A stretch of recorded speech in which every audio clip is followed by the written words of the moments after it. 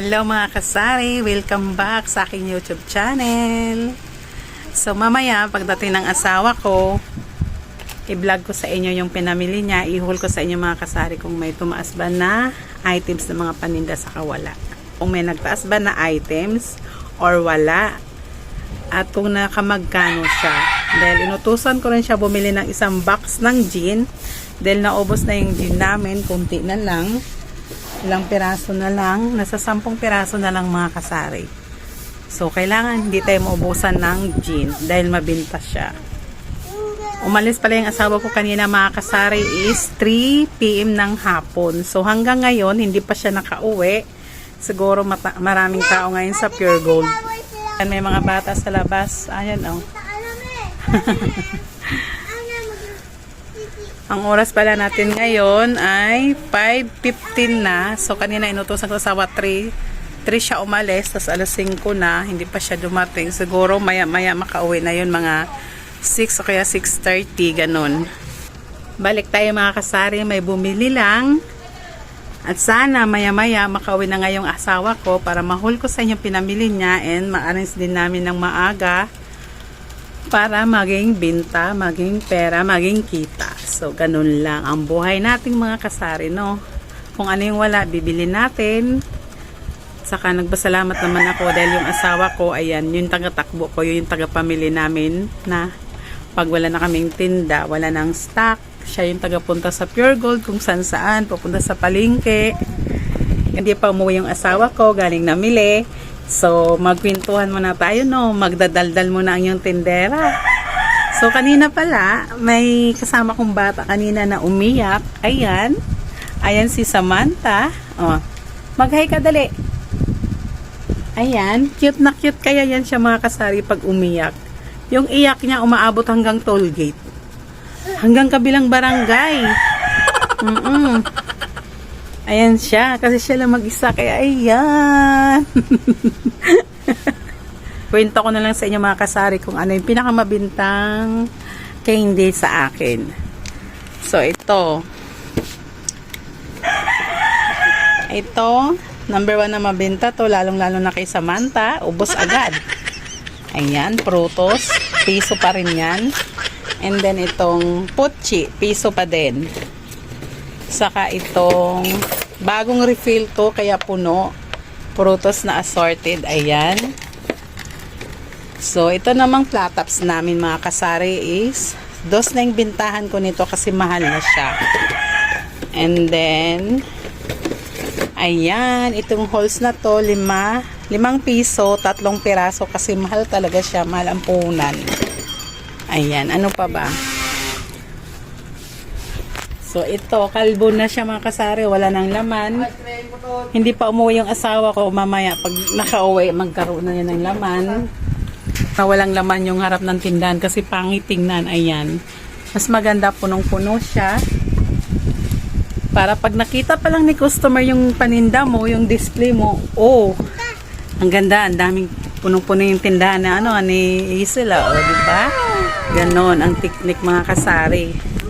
Para laging puno yung paninda, kahit maliit yung puhunan natin, ay kung anong wala yung stock pag ubos na, so bibilhin natin agad, no?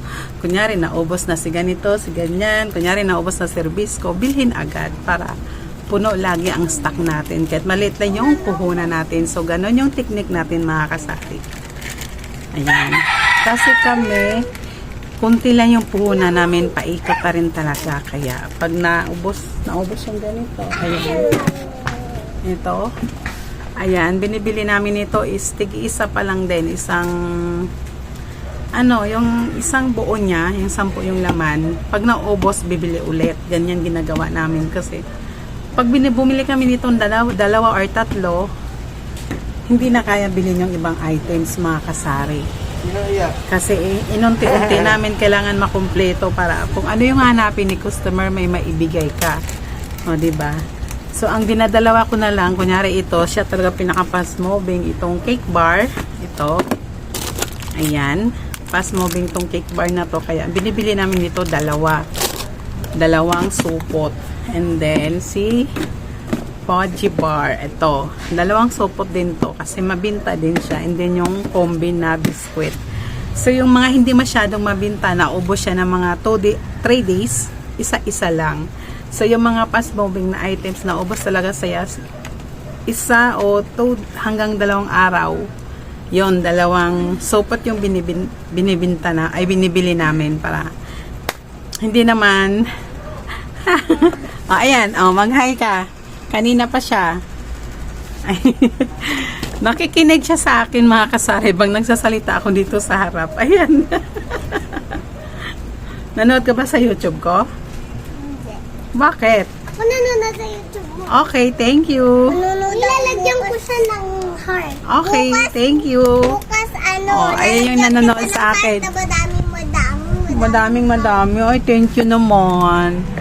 So, ayan. Oh. 35 yung nilagay kong heart. So, mahulog ah.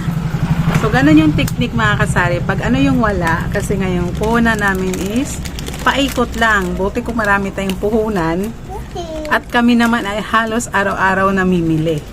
Swerte lang din namin dahil malapit kami sa pamilihan. Nasa gitna kami. Malapit kami sa Pure Gold, sa palengke. Yung basta lahat ng pamilya nasa gitna kami. Kaya swerte kami. Hindi katulad sa malalayong lugar.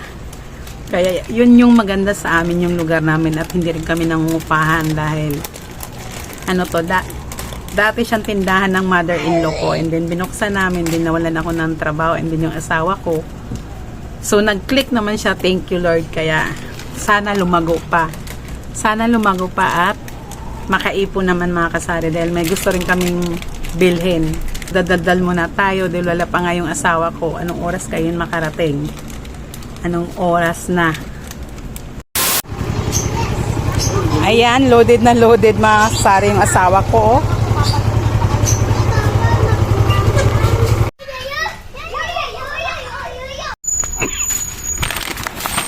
Ito, pinabili ko yung asawa ko nito ng 10 lang tulad, no? 10 piraso. Pang 22 ang bintahan ko, mga kasari. And then, ayan. Color safe. Tapos, itong maliit na sunrock. Cream silk, ayan. Dami ko palang green. Orange lang ba? Ay, Then, ito din, mga kasari. Ayan. Nagaraya, ding-dong, cake up, saka, ano pa yung iba? Ayan. Hi-ho. And then, ayan. Kung ano lang wala, mga kasari, yun na yung pinabili ko sa asawa ko. Ito ba yun? Ayan. Yung ding-dong, hi-ho, ketchup, ang Alaska na condense. Ayan, kunin mo na, lab. Pakita ko lang sa inyo lahat, mga kasari, yung may binili ng asawa ko. Ayan, ladies choice na chicken. 15 yung pintahan namin. And then, ayan, Lucky Me, beef. 2 ganon yung kinuha. Tapos, ayan yung hi-ho. Pang 17 namin yan, mga kasari. Tapos, ayan yung mga dilata. Ayan. Ito siya. Ayan. Hindi ko alam kung tumaas na ba ito. Ngayon lang ulit ako bumili nito eh. Kasi hindi naman siya masyadong mabili. May naghahanap lang. So, ito yung mga mabili. Ito yung maliit. Saka yung isang size. Bumili lang ako ng ano noon, mga kasari. Tatlo lang, no? Ito yung mabinta. Ayan. Ito yung size na yan. Yung 150 grams.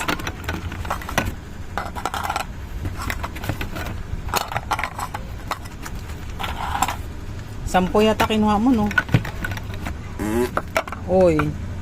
Tawag ng kalikasan. Utot. Pag di ka umutot, yari ka. Sa bunganga, lalabas ka sa ari.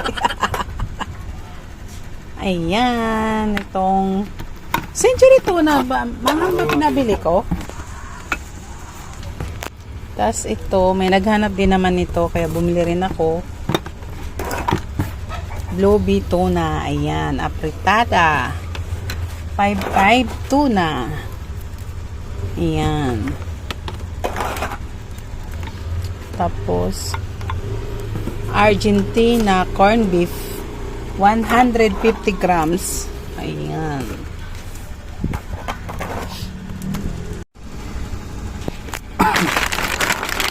Ayan. Ano to? 42. Bigat. Ayan. Oh, 42 na yan. Kasi ano, 37. Magti-38 na yung puhunan niya mga kasari. Ang bigat na yan. Mahal. Tapos, creamy seafood. Ayan. Isang cheesecake. Wala na rin palang bing-bing na. Ayan. Pag mabenta mga kasari, dalawang plastic yung binibili namin. Ayan. Katulad nitong overload na binta yan. Ayan. Holes.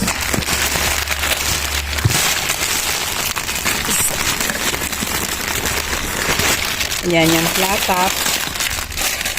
Saka yung tissue. Meron pa pala ito. Alin? Kunti na lang yan. Spicy. Ang dami pa.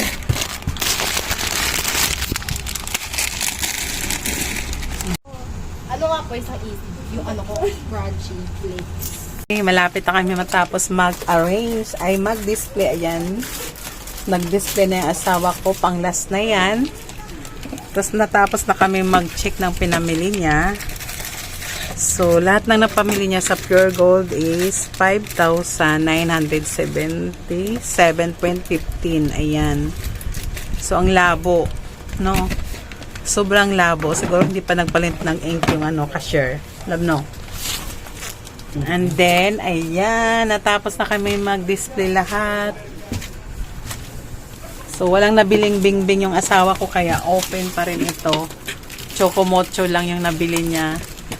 So, dito po nang tapusin yung vlog ko mga kasari. Yan lang yung technique para laging puno yung tindahan. Kung ano yung wala, bibili agad. So, ayun lang. God bless. Bye-bye.